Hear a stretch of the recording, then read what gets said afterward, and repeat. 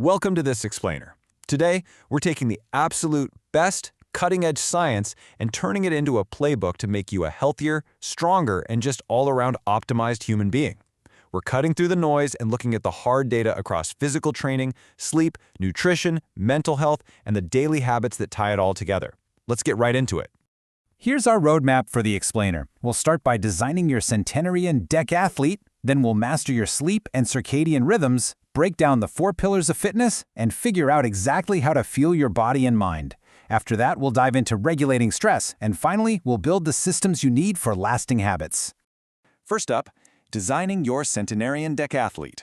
We are completely reframing how we think about fitness and aging here, because if we want to build a better human being today, we really need a clear target for decades down the line. I want you to ask yourself a serious question right now. What do you actually want to be able to do at age 90? Really, take a second to think about it. Because your answer to this entirely dictates the training and habits you need to start building today. Do you want to be able to carry your own groceries, climb a flight of stairs, travel without relying on a wheelchair? You've got to work backward from those specific goals. This completely shifts our focus, right? It moves us away from those short-term aesthetic goals, like getting a six-pack for summer, and points us toward long-term functional vitality. That's what the Centenarian Decathlete is all about. It's training today for the 90-year-old version of yourself by mastering real-life tasks. Think picking up a grandchild, getting up off the floor by yourself, or hiking a rocky trail. It's about ensuring you can easily execute the essentials in the last decade of your life. And the data backing this up is wild. Look at this number, 3.2. A lack of physical strength carries a staggering 3.2 hazard ratio for all-cause mortality. To put that into perspective, that is actually a higher mortality risk than smoking, which sits around a 2.0 hazard ratio. Let that sink in. Building and maintaining muscle isn't just about looking good in the mirror, it is literally a matter of life and death. Moving into our second part, mastering sleep and circadian rhythms. Look, you absolutely cannot be an optimized human if your foundational sleep architecture is broken. It's that simple. Light exposure is practically magic. It's your primary lever for setting your circadian rhythm and unlocking high-quality sleep. Getting sunlight early in the day, say around 7 a.m., locks in your 24-hour biological clock and anchors your cortisol. Then, you exercise in the afternoon to build up adenosine, which is your sleep pressure. By 8 p.m., you want to deplete blue light exposure down to almost nothing.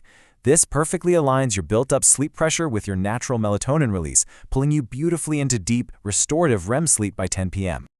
Now, if you use a wearable sleep tracker, you've got to understand a key distinction: sensitivity versus specificity. These devices have fantastic sensitivity, meaning they're about 95% accurate at knowing when you're actually asleep. But they often fail spectacularly at specificity. So if you're lying in bed at 3 a.m., wide awake, frustrated, and motionless, your tracker only has a 30 to 50% chance of realizing you're awake.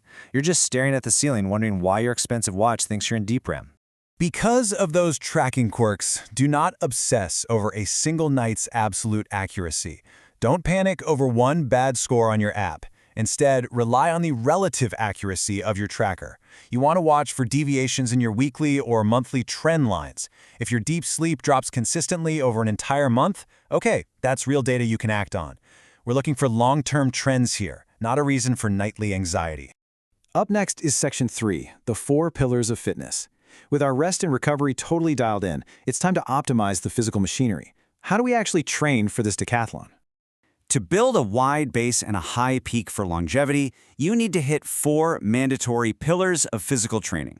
First, you need strength for high force production. Think heavy deadlifts. Second, you need stability to solve movement problems and prevent falls. Third is aerobic efficiency, often called Zone 2 cardio, which is your ability to sustain work over long periods. And finally, you need a high aerobic peak. You train this through intense intervals, like 4x4s, to absolutely maximize your body's oxygen utilization, which is your VO2 max. Keep these non-negotiables top of mind. Your VO2 max and your grip strength are quite literally the best integrators of the hard work you put in over the years. They are a massive, massive predictors of how long you're going to live. Also, you must prioritize avoiding injury because the compounding cost of missing your training as you get older is just unacceptable. Honestly, we need to treat exercise not as a chore, but as essential daily personal hygiene. Treat it exactly like brushing your teeth. Moving on to Section 4, fueling your body and mind. We need the right raw materials to power those workouts, repair our tissues, and sustain our energy throughout the day. Let's talk nutrition. When it comes to specific, science-backed macros, you want to aim for roughly half a gram of carbs and a quarter gram of protein per pound of body weight around your hard training sessions. This makes sure you're properly fueled and recovering effectively without losing muscle mass. Plus, you need to hydrate with actual electrolytes, sodium, potassium, magnesium, not just plain water. And hey, if you're highly active and practicing time-restricted eating, make sure your eating window is at least 8 hours long so your hormones don't crash. All right, Section 5, regulating emotions and stress. We're transitioning from the physical body to our internal operating system. Because let's be real, a physically fit body carrying around a highly stressed, dysregulated mind, that is not true health. I love this concept because emotion regulation is highly context-dependent. It's a function of the emotion, the person, and the situation. The strategy you use to manage your anxiety before a big presentation at work is going to look completely different from how you manage frustration at home with your kids. It's all about using your emotions wisely to achieve your goals, tailored specifically to who you are and where you are in that exact moment. Dr. Mark Brackett calls this taking a meta moment. It's that crucial space between stimulus and response. By just pausing and taking a breath before you walk through the front door after a brutal day, you prove that you have the power to consciously shift out of unhelpful, habitual reactions. You can literally choose to step into the best version of yourself right then and there. And that brings us to our final section, building systems for lasting habits. This is where we program the software that keeps everything we've talked about, fitness, sleep, nutrition, and emotional regulation running automatically, day in and day out. This quote from James Clear is a massive perspective shift. Habits are solutions to the recurring problems in our environment. Think about it. If you regularly come home super stressed and immediately boot up video games or pour a drink, that is just a learned solution to the recurring problem of stress. But once you realize that, you're in control. You can choose to rewire that solution. You can solve that exact same stress problem with a 30-minute workout or a breathing exercise instead.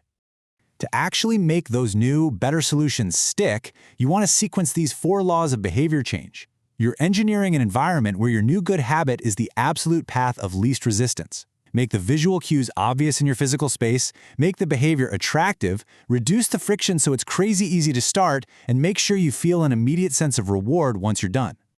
Ultimately, building systems isn't just about getting immediate results. It's fundamentally about proving a new identity to yourself through small, daily votes. You aren't just reading a few pages. You're casting a vote that you are a reader. You aren't just lifting a weight. You're casting a vote that you are an athlete. Every single action is a vote for the person you wish to become. So, I'm going to leave you with this final provocative thought to carry with you. Your Centenarian Decathlete, the strongest, healthiest, most emotionally regulated version of yourself, is being forged right now by the tiny, automatic choices you make today. So, taking an honest look back at your actions over the last 24 hours, who did you vote for? Thanks for joining this explainer, and I hope you use these tools to start building a profoundly better you.